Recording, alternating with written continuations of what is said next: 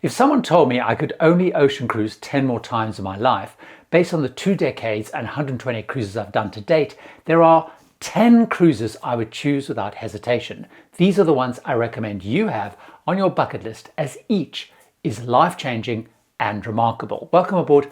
I'm Gary Bembridge. Join me as I count down the cruises that are worth begging, borrowing, and saving every penny to go on. And much to your surprise, you'll also discover why 3 on most people's bucket list I strongly recommend shouldn't be there, and why. The first for your bucket list is Alaska. I've cruised Alaska 4 times. Why?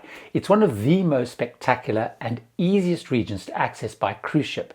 The landscapes are dramatic with glaciers and magnificent wildlife, including bears and eagles, meaning it has huge appeal for all ages. Highlights include the Hubbard Glacier, where I saw ice carving off, Glacier Bay with a series of dramatic glaciers, in Skagway going on the unique White Pass and Yukon train, in Juneau flying up onto glaciers going dog sleighing, and in Ketchikan watching the Great Alaska Lumberjack Show and visiting historic Creek Street. In terms of watch-outs, while there's a huge choice of cruise lines, as it's popular with families, even usual adult lines like Continental America and Princess are often packed with families. So if you are looking for an adult experience, consider adult-only Virgin Voyages, Oceania, or Viking. The season is short, running from April to October. Fares can get hefty, so book early, and excursions fill up fast and are costly, so make sure you budget for those too. Next on my list is the Norwegian fjords. I've been there 6 times. I'm often asked which is better, Alaska or the Norwegian fjords. The Norwegian fjords possibly slightly pip Alaska because of the rugged mountains and beautiful fjords running far inland that you sail through. Another good reason for looking at Norwegian fjords sooner rather than later is Norway keeps considering restricting the number and type of ships visiting the area for environmental reasons. The highlights for me are sailing into towns that are very deep inland, like Garangerfjord, Skolden, and Nordfjordeid. There are also larger towns with gorgeous old buildings like Flam, Bergen, Alisund, and Stavanger. I also love the wonderful things to do there, like the magnificent Flam mountain train, RIBs zooming through the fjords to view waterfalls, and hikes up hills to take in the views. In terms of watch-outs, like Alaska, it has a very short season from April to October. If you want to see the Northern Lights, you need to go far north, right up to places like Tromsø, and at the end of the season or even in winter. There's an enormous choice of cruise lines going out of convenient locations like the UK and Holland, but also look at the local lines like Hurtigruten and Havalia Voyages, which do more intensive trips. Next on my list is Iceland. I have been there 3 times. Why? Because it's wild, weird, and fascinating. It really is an island of fire and ice, and unlike any other place that I've been to.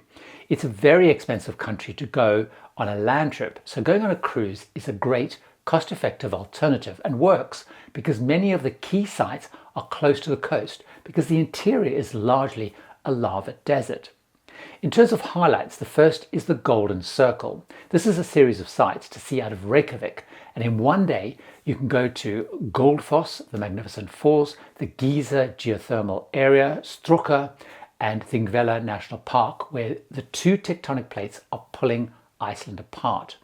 The other magnificent highlight is called the Jewels of the North, out of the port of Akureyri. This includes things like the beautiful Godafoss waterfall, Namaskard bubbling mud pools, Lake Mævatan, Struksadur craters, and the Dummenburger lava fields.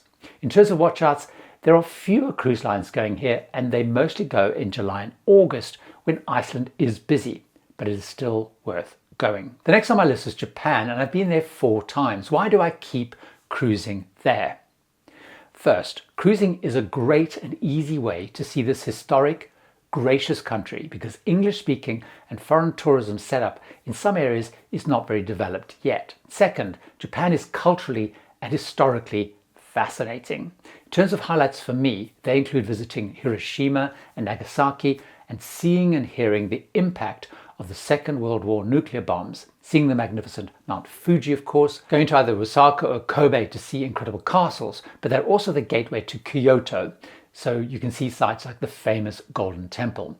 I also love seeing the more northern cities like Amore with this incredible paper lantern museum. In terms of watchouts, I found that the best thing to do is a full round Japan cruise to and from Tokyo, Yokohama, because you'll see the widest range of towns. There are several lines that base ships there and know the country well, including Holland America, Princess, Celebrity, and Regent Seven Seas. Most people like to go March, April for the spring blossoms, but it's very packed, a bit chilly and costly. I recommend going in October, November time because it's less busy and way less expensive. Next on my list is a Queen Mary II transatlantic crossing, which I've done 5 times. Why do I keep doing this? Well, the Queen Mary II transatlantic between Southampton and New York is a historic route on the only true ocean liner in service today. It's a unique experience. It harks back to the glory days of crossing the Atlantic before aeroplanes, and it is a one-of-a-kind ship. In terms of highlights, one is the dressing up and the big evening gala events with ballroom dancing, although dressing up is less strict than it used to be, but most will get into the spirit with tuxedos and gowns. There are incredible enrichment lectures, often with famous authors, politicians or actors. There's afternoon tea, which is a big daily event in the Queen's Room. You can also even take your dog or cat, although that is rather expensive. In terms of watchouts, some prefer sailing from Southampton to New York because you have 25-hour days for 5 days because of the time changes. Also, another watch out, there are 3 classes on board: Britannia, Princess Grill and Queen's Grill, and the restaurant you eat in depends on which you're in. Although the ship is not as class-based and segregated as many people think, it's mostly in reality around access to the different restaurants. Next on my list is the Panama Canal. I've done it 6 times. Why? It is the most remarkable man-made maritime structure that exists in my view. The Suez Canal is impressive, but the Panama Canal is phenomenal, and it's an iconic trip that every cruiser should experience at least once. In terms of the highlights, the original canal locks opened in 1914, and the new bigger canal locks which opened alongside it in 2016. To pass through the 50 miles from one side of Panama to the other, your ship is raised up 85 feet, 26 meters, in a series of 3 locks. You sail through the man-made Gatun Lake, through the Calibra Channel, cut through the countryside, and you load back down to sea level by another 3 locks. It takes a whole day, and it is a spectacular and fascinating experience. In terms of watchouts, I strongly recommend you go on what are called Panamax ships. They're designed to go through the original locks, as that is the more dramatic and the most iconic route. Also check, for example, by asking past passengers on Cruise Critic or Facebook groups if the ship you're looking at allows guests onto the open bow for the transit, as that adds enormously to the experience. Next on my list is French Polynesia. I've been there 3 times. Why? Well, it is possibly the most beautiful place of all of these cruises I'm talking about. It has incredible islands, the most phenomenal, kind, gentle people, and it is just absolutely heaven on earth.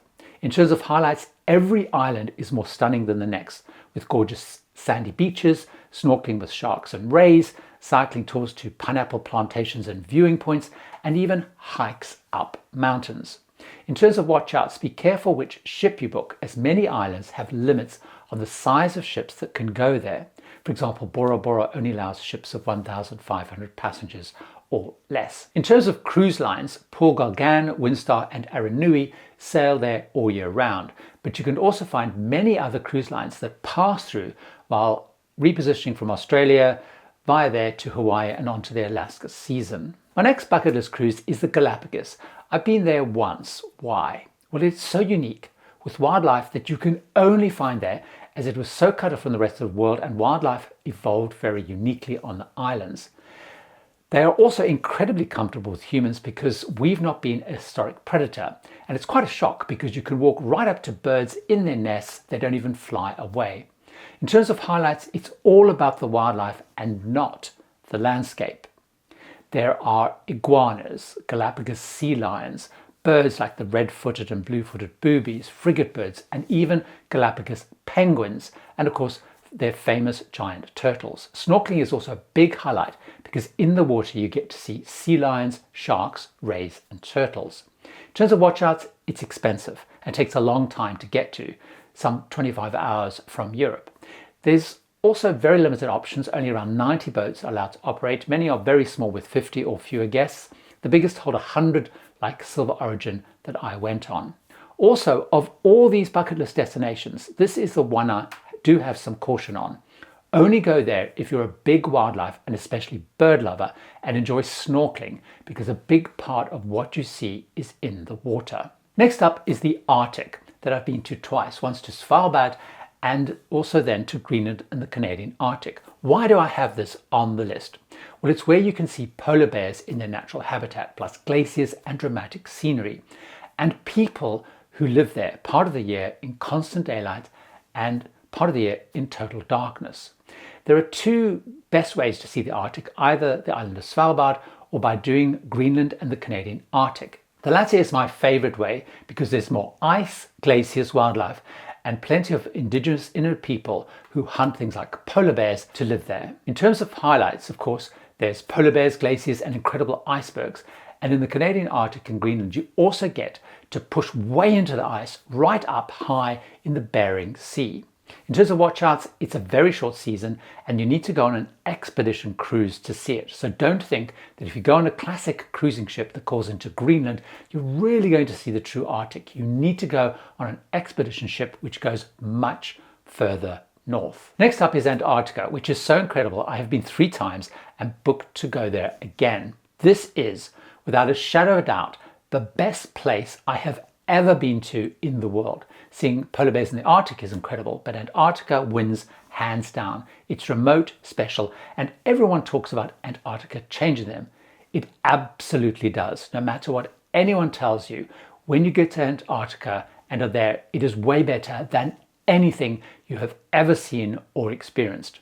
In terms of the highlights, the best is South Georgia, with fascinating history of whaling and exploration, but the scale of the wildlife there is mind-blowing. For example, on Salisbury Plain, I saw over 450,000 penguins, dozens of elephant seals and seals on the beach.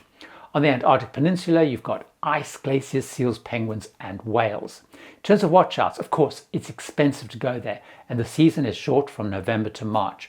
Also, my big watch out is do not do the fly bridge where you fly over the Drake Passage into Antarctica, because weather and ice so often gets them cancelled.